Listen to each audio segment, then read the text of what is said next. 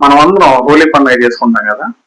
అసలు ఈ మనం హోలీ పండుగను ఎందుకు చేసుకుంటున్నాం, దాని వెనకాల ఉన్నటువంటి కథ ఏంటి అనేది మనం చూసుకుంటే, మీరు గుర్తుపెట్టుకోవాల్సింది మూడు క్యారెక్టర్లు.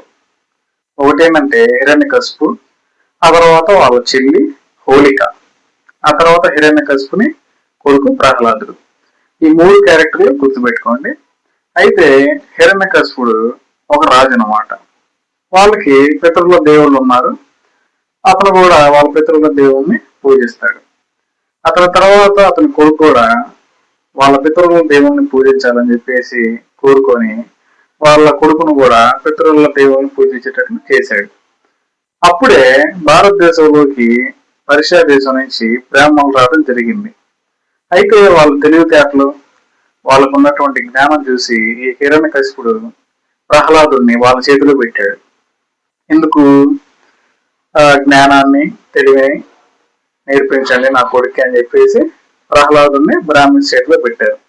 అయితే బ్రాహ్మిన్స్ 24 గంటలు హరినామ స్మరణ చేసేటటువంటి వాళ్ళు అన్నమాట.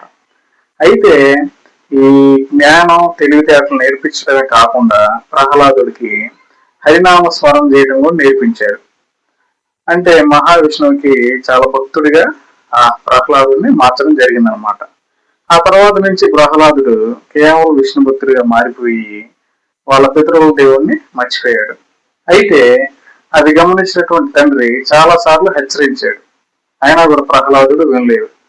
అయితే హిరణ్యకశిపుడు చెల్లెలు ఉంది కదా హోలిక, ఆమెను పిలిపించి ఇట్లాగా నీ అల్లుడికి చెప్పు, ప్రహ్లాదుడికి నా మాట వినట్లేదు, 24 గంటలు హరినామ స్మరణ చేస్తున్నాడు, మన పితరుల దేవుని మర్చిపోయాడు అని చెప్పేసరికి హోలిక కూడా వచ్చి ఆ తండ్రి మాట వినాలి, తండ్రి చెప్పిన మాట వినాలి, నాన్న చెప్పిన మాట విను అని చెప్పేసి కొంచెం బోధ చేస్తా ఉండేది అనమాట.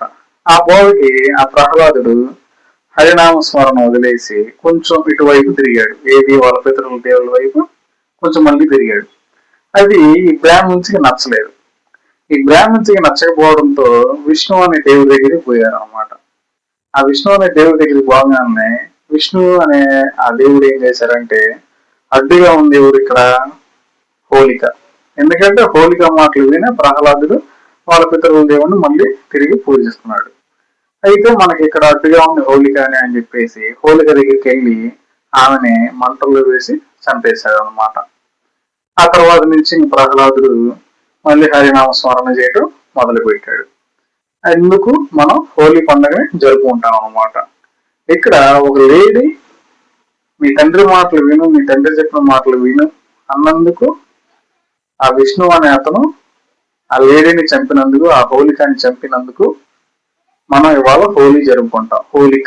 హోలీ ఆ హోలికాని చంపినందుకు మనం ఇవాళ హోలీని సెలబ్రేట్ చేసుకుంటున్నాం అన్నమాట. అలాగే మనం భోగి మంటల్లో వేస్ట్ అన్ని పడేస్తాం కదా, అలా ఎందుకు పడేసే ఆచారం వచ్చింది? ఇందుకే. భోగి మంటలు రాత్రిపూట వేస్తాం, హోలీ తెల్లారు చేసుకుంటాం. సో ఆ తండ్రి మాటలు విను అని చెప్పినందుకు ఆమెను ఒక వ్యర్థ పదార్థంగా చిత్రీకరించి ఆమెను మంటలు వేసినందుకు మనం భోగి మంటల్లో కూడా మన ఇంట్లో ఏమన్నా వేస్ట్ ఏమైనా ఉంటే ఆ మంటల్లో వేస్తాం అన్నమాట. ఇది అసలు కారణం. హిందూ పురాణాల్లో ఇవన్నీ ఉండదు. ఎందుకంటే ఒక వేటగాడు ఒక కథను రాస్తే వాడికి అనుకూలంగా రాసుకుంటాడు అనమాట. అలాగే బ్రాహ్మిన్స్ కూడా ఏం చేశారంటే, ఒకరిని గొప్ప చేయడానికి ఇంకొకరిని తక్కువ చేశారు, ఒకరిని దేవుణ్ణి చేయడానికి ఇంకొకరిని రాక్షసుని చేయడం జరిగింది అనమాట. సో కాబట్టి నాకు ఈ స్టోరీ ఎలా తెలుసు, అసలు ఏంటి అని చూస్తే, నేను గులాంగిరి అనే పుస్తకం, జ్యోతిరావు పూలే గారు రాసిన గులాంగిరి అనే పుస్తకంలో నుంచి ఈ స్టోరీ చదవలేదు. ఈ స్టోరీ లేదు, వేరే స్టోరీ. అంటే ఇప్పుడు మీకు చెప్పాను కదా ఈ కథ మొత్తం, ఇది ఇంకా సగమే, ఇంకా ఇంకొక సగం ఉంది. ఈ సగం చదివాను అనమాట ఆ బుక్ లో. ఇంకా మిగిలిన స్టోరీ మనం తెలుసుకోవాలి అని చెప్పేసి అనుకున్నాను కాబట్టి ఈ స్టోరీ తెలియడం జరిగింది అనమాట నాకు. సో కాబట్టి ఆ మీరు హిందూ పురాణాలు తెలుసుకున్నా కూడా పైనుంచి కిందకు ఉండింది. కానీ జ్యోతిరావు పూలే గారు రాసిన గులాంగిరి అనే పుస్తకాలు కానీ, చాలా మంది డాక్టర్ బిఆర్ అంబేద్కర్ గారు రాసిన పుస్తకాలు కానీ పునాదుల నుంచి ఉంటాయి అన్నమాట స్టోరీలు. అర్థమవుతుంది కదా, పునాదుల నుంచి స్టోరీలు ఉంటాయి. సో కాబట్టి మరిన్ని ఇటువంటి స్టోరీస్ కోసం మా ఛానల్ని సబ్స్క్రైబ్ చేసుకోవడం మాత్రం మర్చిపోకండి. Thanks for watching our video.